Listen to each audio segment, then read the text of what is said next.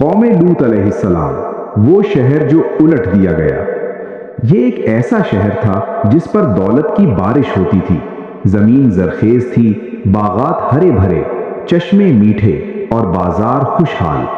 لوگ ہنستے ہوئے بسے تھے اور اللہ کی نعمتیں ان کے ارد گرد بولتی تھیں۔ یہ شہر سدوم تھا اور اس کے ساتھ ہی امورا، آج کے اردن اور فلسطین کے درمیان واقع وہ بستیاں جنہیں اللہ نے بے شمار نعمتوں سے نوازا تھا، مگر نعمتیں ہمیشہ شکر مانگتی ہیں، اور جب شکر کی جگہ غرور لے لے تو زمین بھی گواہی بدل دیتی ہے۔ دلوں کی بستی ویران ہونے لگی۔ سدوم کے کھیت لہلہاتے تھے مگر دل سوکھنے لگے تھے۔ شروع میں گناہ چھپ کر ہوتے تھے، پھر عادت بنے، پھر فخر اور آخر کار تہذیب۔ وہ گناہ جو اس سے پہلے انسانی تاریخ میں نہ دیکھا گیا تھا وہ کھلے عام ہونے لگا۔ اللہ کی بنائی ہوئی فطرت کو چھوڑ کر لوگوں نے اپنی خواہشات کو اپنا معبود بنا لیا۔ قرآن بتاتا ہے کہ یہ لوگ برائی کو چھپاتے نہیں تھے، اعلان کے ساتھ کرتے تھے۔ راستوں میں مسافروں کو تنگ کیا جاتا، مال لوٹا جاتا اور بے حیائی کو بہادری سمجھا جاتا۔ نبی کا آنا۔ اسی زمانے میں اللہ کے خلیل حضرت ابراہیم علیہ السلام اور ان کے بھتیجے حضرت لوط علیہ السلام بابل سے ہجرت کر کے شام کی سرزمین میں آئے۔ حضرت ابراہیم علیہ السلام ایک بستی میں ٹھہرے اور حضرت لوط علیہ السلام کو اللہ نے سدوم کی طرف نبی بنا کر بھیج دیا۔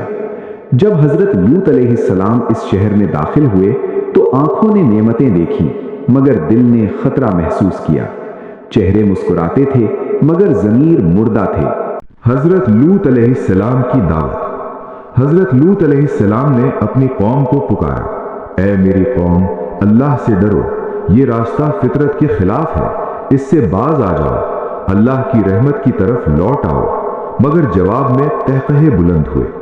قوم کے سردار بولے، یہ نیا راستہ ہے، اس میں مزہ ہے، ہمیں کسی نبی کی ضرورت نہیں۔ حضرت لوط علیہ السلام نے نرمی سے کہا، قوموں کا عروج دیواروں کی بلندی سے نہیں، ایمان سے ہوتا ہے۔ وہ ہنس پڑے، ایمان کیا چیز ہے، شہر ہم نے بنائے ہیں۔ انکار، مذاق اور ضد۔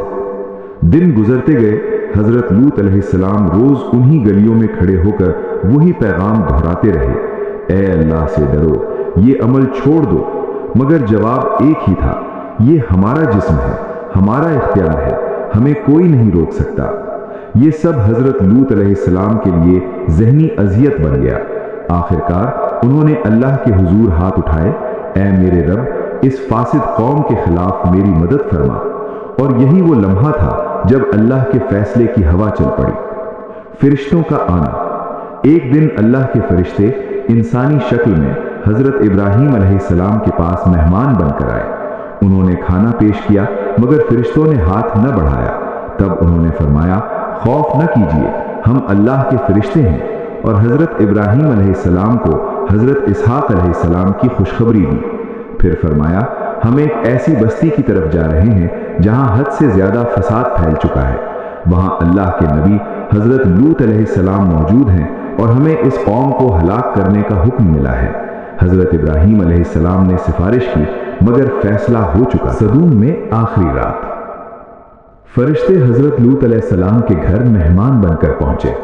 جیسے ہی شہر میں خبر پھیلی، ہجوم اکٹھا ہو گیا۔ دروازے پر شور مچنے لگا، دروازہ کھولو، مہمان ہمارے حوالے کرو۔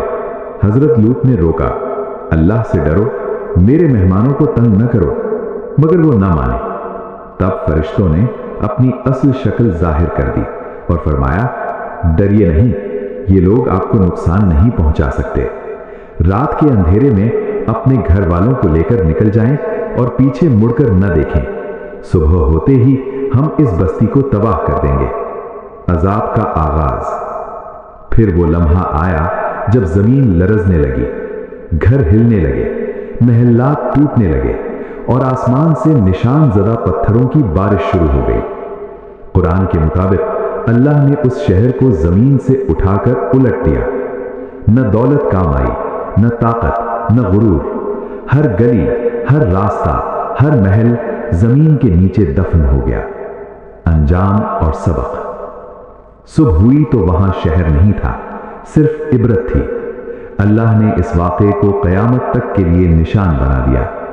یہ کہانی صرف ماضی نہیں، یہ آج کے انسان کے لیے پیغام ہے۔ جب نعمتوں کے ساتھ نافرمانی جڑ جائے اور گناہ فخر بن جائے تو پھر اللہ کا فیصلہ خاموش نہیں رہتا۔